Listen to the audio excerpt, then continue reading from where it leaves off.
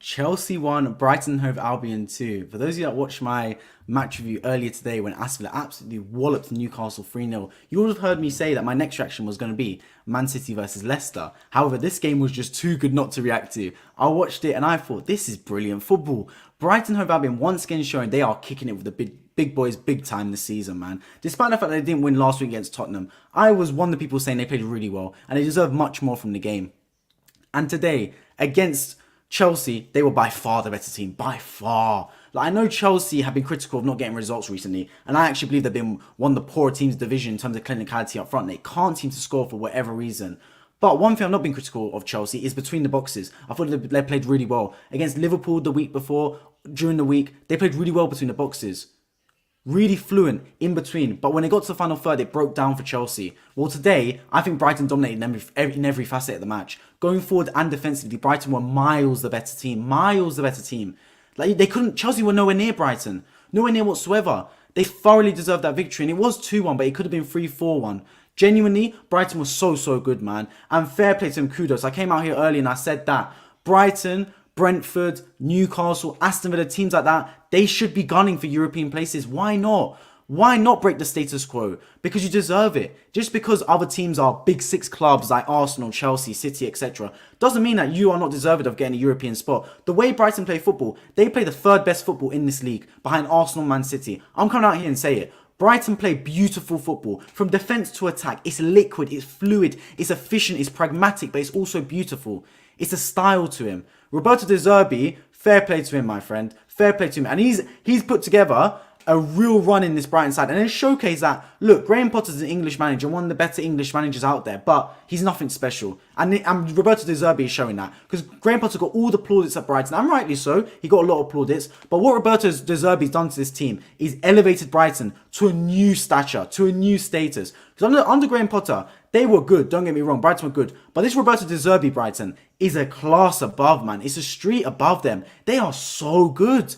Like, genuinely a brilliant football team. Brilliant to watch. They're getting results. They're liquid. I mean, Caicedo today in midfield was unbelievable, man. Such a top player. No wonder Arsenal were bidding 60, 70 million for him in January. Just dictates the game, controls the tempo. We all thought when Yves Bissouma left Brighton, would they be able to replace him? Not only have they replaced him, they've upgraded on him. He's such a good player for Brighton, man. Defensively going forward, such a good ball carrier. Mitoma at left wing, unbelievable again. Picking up the ball, dynamic, direct, everything I want from my wingers. Mitoma showcases that. Such a good player. At the back, Lewis Dunk. How has a top Premier League club not picked up Lewis Dunk? Is it because his name's Lewis Dunk rather than Louis Dunkinho or something like that? The brother's good. He's such a good centre-back. Year in, year out for Brighton. Gets results. And the other thing that really impressive from Brighton is they had two subs. They had to make two subs early in the match for two injuries. And I don't care what anyone said. You can have the best squad in the world. When the player sets out the team, they set out the team due to the tactics they've got available. They select the players because they want to implement a play style. And when one player gets injured, it's bad. When two players get injured in the first half, it really can throw the team off because it's like, oh, we're meant to implement a style with this team. Now we need to change personnel. What changes? But they kept going. They kept moving forward. And both the substitutes that came on the pitch scored for Brighton. So it just goes to show how everyone's pushing in the right direction. It's not goals from one place. It's not output from one area. The whole team is cooking. The whole team's moving in the right direction. And the whole team is wanting Brighton to succeed. And that's a brilliant sign. They're really putting together a good run. And they deserve to make European football at the very least. If I said earlier, Aston Villa can make Champions League football, why can't Brighton? Why can't Brighton make Champions League football? Genuinely, give me a reason why they can't. If they put together wins from now to the end of the season, there's no reason they can't. Now, they've got some tough games, granted. They've still got to play Man City. They've still got to play Arsenal away from home. So it's going to be tough for Brighton. But the type of football they're playing, the style of football they're playing, the fear they're putting in the opponents, they can go toe-to-toe with any team. They can go toe-to-toe with any team in this division. They are that good, Brighton. But now let's move on to Chelsea, because I've spoken a lot about Brighton, and the way it goes is with Chelsea, it's another loss. And the scary thing is, it's another loss a lot of people were expecting. Tell me any time in recent history where Chelsea would have a game at Stamford Bridge and people are expecting them to lose, and it's not they're playing Man City or Liverpool. Like, genuinely, they're playing Brighton and people are expecting them to lose. I expected Chelsea to lose this match. It wasn't a surprise for me when Brighton scored to make it 1-1. It was surprising for me when, if anything, that Brighton went 1-0 down. That's how surprising it is. Chelsea, once again, now I have to credit them that they scored. It was a deflected goal, though. But once again, toothless. They have nothing going forward for them. As soon as they concede a goal, the game's over. The game's over because Chelsea don't look like scoring, and they're soft at the back as well. Like, Brighton scored 2 goals today, but make no mistake about it, it could have been 3, 4 or 5. They were going through way too easy. Chelsea's waters burst. Like, they have nothing at the back defensively that gives me any assurance that they're able to keep goals out. And they don't do anything going forward to give me assurance that they're going to score and get back in games. It's crazy bad for Chelsea. And look, they're playing some tough fixtures. They had Villa, they have Liverpool. And they, of course, had to play Brighton. They had Wolves the week before. But they're not getting any wins. I don't know where their next win is coming from. Because even if Chelsea play Bournemouth at home, Southampton at home, there's no guarantee they're going to win those matches. Chelsea are dropping like a stone. Thankfully for them, their Thomas Tuchel form at the start of the season, even though that was a bit inconsistent, is saving them from a relegation fight. But make no mistake about it, if Graham Potter or Frank Lampard were in this job from the start of the season, Chelsea would be in a relegation fight. Because they don't look like winning at all. At all. No matter how much money they spend, they do not look like putting the ball in the back of the net, and they do not look like they're able to keep goals out. And that's a dangerous combination. Because no matter how good you can play football, no matter how brilliant you can be between the boxes, it's all about the score in the top left corner. And the score in the top left corner, for more often than not for Chelsea, is a loss or a draw. They can't get any sort of result. Today, I'd credit them for their playing between the boxes, but even that was raggedy. Brighton taught them a footballing lesson today. Taught them well and truly taught them a footballing lesson on how to play football. From defence to attack, assured in possession, composed, comfortable. Brilliant stuff from Roberto De Zerbi, and showcased once again for me why he is one of the managers of the season, despite the fact he only took over the job from about a third of the season in. Such a good job he's done for them, De Zerbi, man. Unbelievable. And Brighton are on the way up. And I absolutely wish they make European football. Whether it's Champions League or Europa League or Europa Conference League even, I'd love if Brighton make it. Because it just goes to show that if you play beautiful football, if you play front foot football, even if you don't have the funds available, if you're there and you trust the manager and the right training and the right nurturing is in there, and the right mentoring, you can be a good football team. And Brighton showcased that. Today, brilliant once again. Unlucky last week to Tottenham, but today, brilliant. Thoroughly deserved their 3 points. Congratulations to them. Other games around the league, I mean, there was a lot of stuff happening. Tottenham are drawing 2-2 with Bournemouth right now. That game started late because, I mean, Bournemouth were late from the team bus. It's crazy to even say, but that's the way it goes sometimes. Crystal Palace beating Southampton away from home 2-0. Brilliant result again for Roy Hodgson. I was critical when Palace sacked Vieira, but Roy Hodgson has come in and steadied the boat, and they look like they're going to be safe with 3 wins in the bounce. Brilliant away win again for Crystal Palace. Southampton, on the other hand, though, they are struggling big time. Struggling big time. If you're not winning your home games, you're in trouble. That's why I always say, your home form is what makes you. If you have a good home form, you're more likely going to stay in the division. Southampton's home form is looking a bit shaky right now. A lot of people are going to probably predict for them to get relegated, and I wouldn't put it past Southampton going down, to be completely honest. They'd be one of my picks to get relegated for sure. Everton, I've spoken big about how their home form's been decent. They're struggling today. They lost 3-1 to Fulham, a Fulham team also who've been quite inconsistent recently, with Mitrovic getting banned for 8 games. That's a big win for Fulham on the road, getting their form back. Everton, big loss at home. They're going to need to bounce back. Wolves beating Brentford 2-0. They continue to recover. That's 2 wins on the bounce for them after beating Chelsea last week. 2 home wins in a row. Brilliant. They look like they're going to survive. Of course, Brighton beating Chelsea 2-1. And, oh my God, Bournemouth have scored. Bournemouth have scored in the 95th minute to go 3-2 up against Tottenham in that game that got delayed. Oh my days, Tottenham are in the bin. Tottenham. What is happening? Bournemouth just scored to make it 3-2. The alert just came up. That is crazy scenes. Bournemouth look like they're going to get a massive win down the bottom of the table. This is what I tell you guys, man. When it comes to the running, anything can happen. Don't even bother looking at league table. It's who wants it more during the match. Quality is out the door. It's the intensity. It's the fight. It's the passion. That's what wins you football matches when you get this far in the season. And teams like Bournemouth are showing that.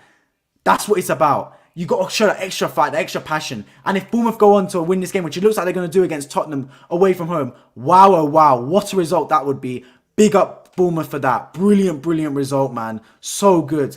Now, can Leicester respond later today? I'm, of course, we'll be reviewing that match on this channel. Man City versus Leicester at 7:30 p.m. Can they respond? Can Leicester pick up something at the champions Man City? It'd be unlikely, but stranger things have happened in football. Who knows, man? But big up Brighton as well, because Brighton deserve it, man. Brighton deserve it, and also Bournemouth deserve it as well. Bournemouth deserve it because they were unlucky at the Emirates. They genuinely were very unlucky. They managed to bounce back and beat Liverpool at home, and today, a brilliant result, managing to win at Tottenham Stadium. So important for them. Tottenham, on the other hand, they're struggling, man. Tottenham are struggling big time. And you got to look at it in the fact that anything can happen. In this Premier League, anything can happen. You'd be a madman to fully predict how the table's going to end now, because Tottenham, we've seen them lose today. Aston Villa are only 3 points behind Tottenham now, and with all the momentum Aston Villa got, you'd expect them to get above Tottenham. So anything can happen from now to the end of the season. It's going to be such a run-in, and I can't wait. I cannot wait to see what happens from now till the end. Going back to the Chelsea-Brighton game, I think I do have to say one thing right now about Brighton. They are going to be a tough team to beat. Very tough team to beat. Any team that plays Brighton will struggle because they are a very good football team. Yet they're going to be very underestimated as well, which might give them the edge. Because I don't think teams are going to sit back and do a low block like they do against Arsenal or against City, for example. When teams play Arsenal, especially at the Emirates, and same with City at the Etihad, they sit back in a low block. They sit back and they defend, they soak up pressure. I don't think teams are going to do that against Brighton. Brighton don't get the respect they deserve. Brighton are the third best footballing team in the Premier League. I'm going to repeat that. The third best footballing team in the Premier League. They play beautiful football. Beautiful. From defence to attack. The way they manipulate the ball from left to right. Recycle possession. Win it back and play it forward quickly. It's a well-coached, well-oiled machine. But they don't get the respect they deserve. I don't see teams play Brighton and camp 10 men behind the ball and soak pressure and try and hit on the counter-attack. They try and beat Brighton in a football game, but it's not going to work. Brighton are that good. They're genuinely that good. They're a really good football team. I think if you play Brighton, you got to be a bit more astute, a bit more defensively aware, and try and play in the counter-attack. And maybe it might give your ego a hit, but defend a bit more against Brighton. Play on the back foot. Try and hit them on the counter-attack. Don't try and play Brighton to their own game, because Brighton are that good. Genuinely, they're that good. I can't wait to see Brighton versus Man City and Brighton versus Arsenal later in the season, because I want to see how they compete against the big boys. Because on today's evidence, they were genuinely good. Because Chelsea, make no mistake about it, are Chelsea a good football team? No, they haven't showed it in recent weeks. But one thing I have been giving Chelsea credit for is their football between the boxes has been quite good, actually. Genuinely, between the boxes, Chelsea play good football. They just struggle for me when they get near the box. When they try and score and they try and defend the boxes, they struggle. But between the boxes, Chelsea have actually been quite good. They played Liverpool at the Park. Genuinely, they played Liverpool at the Park a couple of weeks or a week or so ago. Today, Brighton, every facet of the match is dominated. Every facet of the match. That's going to be something that's going to make me think that Brighton really could compete with Man City or Arsenal in a footballing game. It'd be really interesting to watch. A really good tactically, oiled machine in Brighton, man. How they're going to compete against Man City and Arsenal in big matches for them. Bro, I think Everton are getting relegated for the first time since the 50s, looking doomed to me, even under Dyche.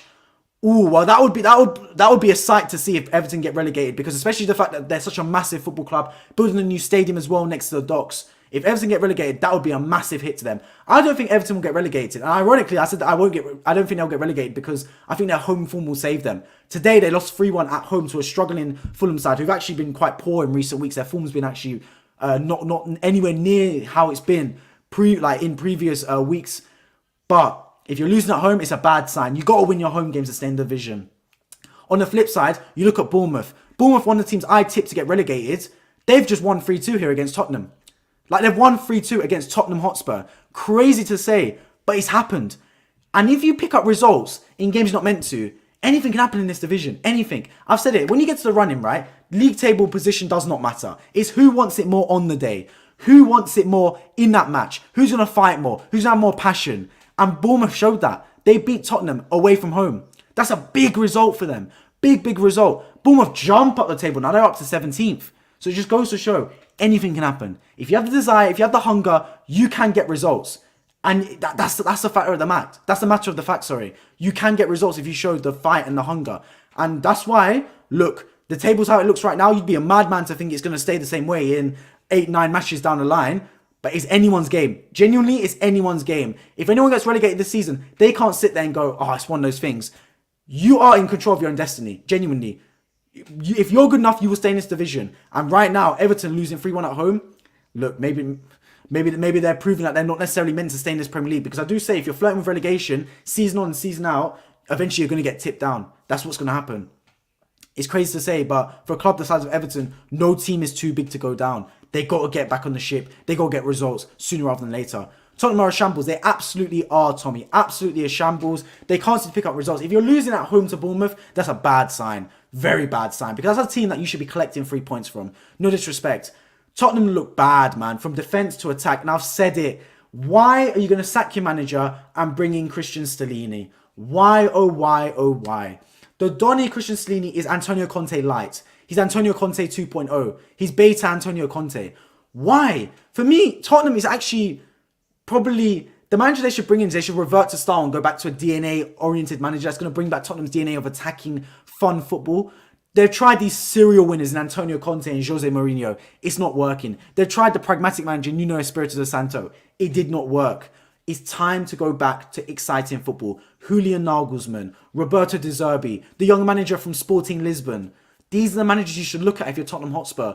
Don't look at trying to get the next best thing. Don't try and look at to get the serial winner on the block, like Luis Enrique. No, no, no. Tottenham Hotspur, bring in a young manager. Bring in an exciting manager that's going to play exciting football. Get the fans back on their feet. Get the fans excited to go back to the Tottenham Hotspur Stadium. Because the fans will not stand for this. Davinson Sanchez got booed off the pitch today. That's a bad look. When fans start to boo their own players, that's when you know things are not right. That football club is a shambles right now. It can be changed. It can be altered. I think only in 2019, Arsenal looked like the biggest shambles in the Premier League. They've turned it around in 4 years' time to look like Premier League champions. So it can change for Tottenham. They just need a hard reset. A hard reset. And it starts from bringing a young, exciting manager that's going to get some exciting football back in the club. Even if they're not winning games, bring some exciting football back. Because make no mistake about it, Tottenham are playing ugly football and they're not getting results. It's a terrible combination. So at least bring the football back, Tottenham, and bring the fans back the desire to watch their team play. That's what I'm going to say. It's not that surprising. And that's the thing. It's not that surprising. Tottenham's results this season have matched their performances, which has been terrible. Terrible. And they're losing games, and they're losing games in a fashion where they deserve to lose. They genuinely deserve to lose. I go into watching Tottenham thinking, ooh, what Tottenham are we going to get? We're going to get the good Tottenham or the bad Tottenham. It's crazy to say, but that's how it is with them. Villa could finish above Tottenham now. And I think they will. I genuinely think Villa will finish above Tottenham. They've got the momentum. They're playing good football. The fans are on their side. They've got a good system in place. They're getting results where they play good teams, bad teams, home and away. Villa are a better football team right now than Tottenham. They're in freefall. Genuinely, they're in freefall. Bentancur's out for the season. They're dropping like a stone. Anything can happen to that football club. I'd fear for the worst if they're Tottenham. They could fall out of Europe, and maybe it wouldn't be a bad thing. Maybe if Tottenham finish out of the Champions League and Europa League spots, it would not be a bad thing for them. Genuinely, give that manager time without Europe, more time on the training pitch. But one thing's for sure: get a manager in the door. Get Christian Stellini out as soon as possible, because you're not really fighting for much. I don't think you're going to make top four, to be completely honest. So why not bring in the manager now and give him time to adapt to the Premier League with these last 7-8 games? Give them time to experiment. And then you can go and try and bring in another manager themselves. Another manager that's going to bring something exciting to the football club. That's what I would say. Leicester needs a result at Man City. 3-0 Man City for me, though. I'm begging and praying Leicester get something. Something from that football match. I agree with you. Man City, I think, are going to win. The one thing I'm looking for is I'm not expecting Man City to drop points. I just want to see a weakness from Man City as an Arsenal fan, because in recent weeks, the last time I remember seeing Man City have any kind of fragility was when they dropped points to Nottingham Forest at home. That was the one time, and I guess RB Leipzig away when they drew 1-1 as well. I saw Man City have a fragility. Every recent game, not only have they won, they've looked good from start to finish. They've not looked weak at any point in the match, and that's a bad sign. When I watch Arsenal play, Arsenal winning football matches, but they look weak at times. Against Liverpool on the weekend, threw away a 2-goal lead. Against Bournemouth a few weeks back, of course they won that football match, and in the final minutes, seconds of the game, but they still went 2-0 down to Bournemouth. It's weak and fragile. I want Man City to show some kind of fragility as an Arsenal fan. Let's see if they see it. But look, it's the league of surprises. It's the league of the unexpected. If Bournemouth can beat Tottenham 3-2, God knows what Leicester can do, man. They need to bounce back after losing to Bournemouth the week before. As a Spurs fan, welcoming Dan Hilton. As a Spurs fan myself, completely agree. I've been actually hoping we lose just so something might change. I mean, look, you've got your wish today. I'm not a Tottenham fan. I'm an Arsenal fan, as you see. But one thing I will say as a Tottenham fan, one thing I will say as not a Tottenham fan, when you feel you can banter clubs. I've bantered Tottenham my whole life. I live in North London. I've got loads of Tottenham fans as mates. But when you feel sorry for a football club and not banter them anymore, that's a bad sign. And I genuinely feel sorry for Tottenham fans. I know quite a few Tottenham mates, and they just sit there and they're just disappointed. They're frustrated. Like the anger's there, but it's also a case of they're just disappointed in the club. They don't enjoy watching Tottenham play football, and that's a bad sign. Tottenham need to revert to style and go back to the Pochettino days, the Harry Redknapp days, where just focus on playing good football. Genuinely, the results will come. If you focus too much on results, they won't come. It's counterintuitive, but genuinely, if you bring in a manager like Jose Mourinho, like Antonio Conte, and tell him, bring me a trophy, bring me results, it won't come, because they'll just play the most pragmatic way possible, and it's not good sustainable. It's not good in a sustainable fashion. You can win 4 trophies a season. There's only 4 opportunities to win a trophy. And for Tottenham, you're looking at it and you're going, the Premier League you're not going to win, because Man City are in there, Liverpool are in there, Arsenal are in there, etc. Champions League you're probably not going to win. So the only 2 trophies that Tottenham really have a chance of winning is the FA Cup and Carabao Cup. And you're looking at it, and that's one-off games. Anything can happen.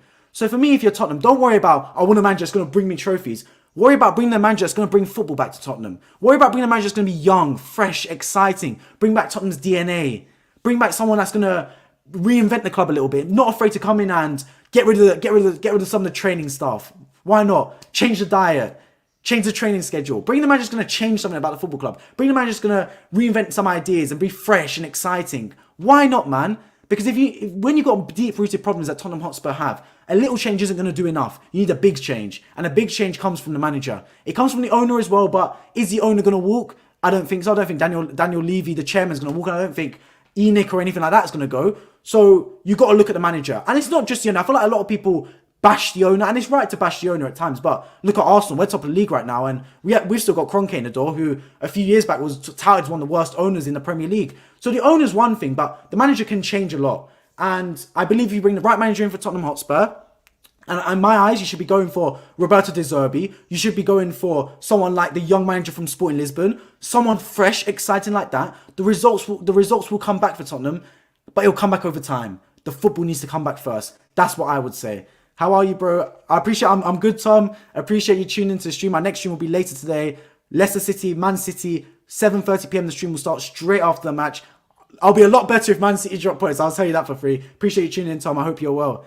What do you think of that Enciso goal, though? What a strike. I reckon Spurs should have bought in Dyche before Everton snagged him. That goal was unbelievable from Enciso. Unbelievable. And the funny thing was, right, he scored that goal, but genuinely, that was one of the harder chances. Like, Brighton had so many good chances today they should have scored. Yet they scored a wonder strike. And the other thing for Brighton is, both their substitutes scored. Welbeck and this Enciso guy. And I always say, when your subs are scoring, when your bench is contributing, that's a really good sign. Because that means the whole squad is moving in the right direction. You're not just getting output from one player, for example. That's what I'd say.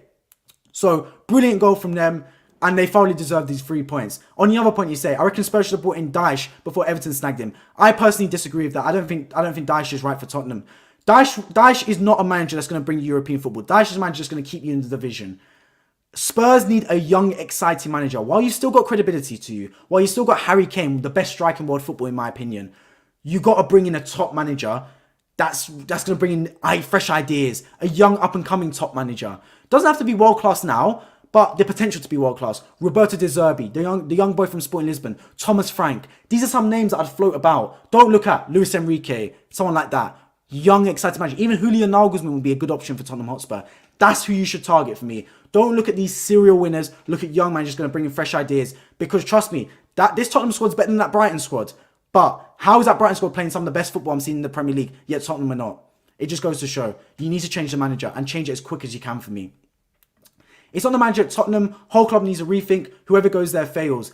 I agree. But Pochettino took this Tottenham team to the Champions League final. And they're 90 minutes away from lifting the Champions League, a trophy that Arsenal have never won in their life. So I agree with the point you're saying. The whole club needs a rethink. But at the same time, the manager can bring a rethink. When Arteta came to Arsenal, he changed the whole philosophy around the club. The fans, the players, the staff, it all became united. There's a disconnect with Tottenham. When Davinson Sanchez gets booed off the pitch today, that's when there's a disconnect. That it's not right.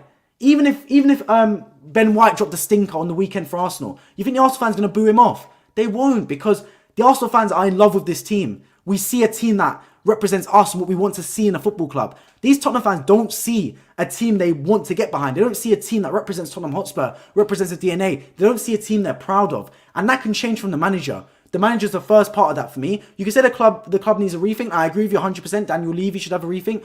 Rethink the manager you appoint for me. Rethink the manager you appoint. And you need to appoint a young, fresh, upcoming manager. A manager that's going to not necessarily get results straight away, but bring a philosophy, bring in ideas, and change this Tottenham from the bottom up. Bro, I'm only here because you deserve it, mate. I appreciate that, Tom. I really appreciate that. How personally would you rebuild, selling players, etc.? For me, a lot of the teams should go. For me, with Tottenham, right, you bring in a manager and you don't even give him a budget in the summer. Just let him deal with the current squad of players, the current squad. And then, that's what I would have brought in a manager now. I would have brought in a manager right now if you can. The likes of the Sporting Lisbon manager if he wants to go this time in the season, etc. And tell him, look, I'll give you in the last 8 games, experiment. Results don't matter. We're probably not going to make top 4 anyway. Just experiment. Then, I want you in the summer to tell me who you need, who you don't need. That's what I would say as I'm building the squads. Chelsea did the wrong thing. Chelsea brought in Potter and gave him money straight away. That's useless. That's like me going in as to become manager of Lidl and HR telling me, okay, you just become manager. Here's 100,000. What do you want to spend it on? Well, I don't know. I just became manager of the store. I don't know what I need to spend it on.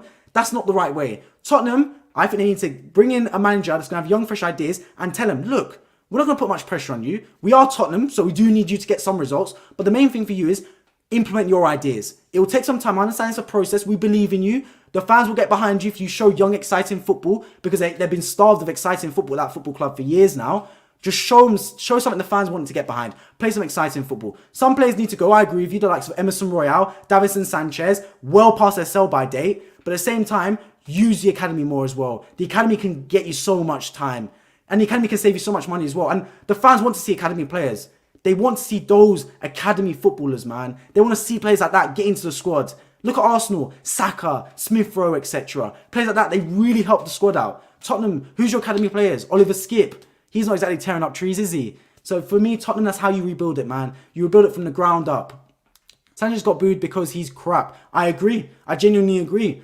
But when you're actively booing that player and he's playing that crap and he gets subbed off after 20 minutes of coming on the pitch, yeah, it just shows it's not really going quite well. It's not going well around Tottenham Hotspur. Emery doing well at Villa. Did he need more time at Arsenal, or was the club too big for him? I have massive respect for Unai Emery, massive respect for him. And I said earlier in the stream after I reviewed Aston Villa versus Newcastle, I said Emery did the right thing. He left Arsenal and he went to rebuild himself in Spain, his roots. Went to Villarreal and did extremely well with them. Took him to Champions League semi-final. Emery's a top-class manager, really good manager. It didn't work at Arsenal for one reason or another. I think the fans stopped respecting him. I think the media stopped respecting him with the whole good evening thing, etc. Was he too big for Arsenal? Potentially, but he'd managed PSG as well. I just think it just wasn't the right match. There's certain managers that are really good, they're just not right for that football club. One reason or another, he's not.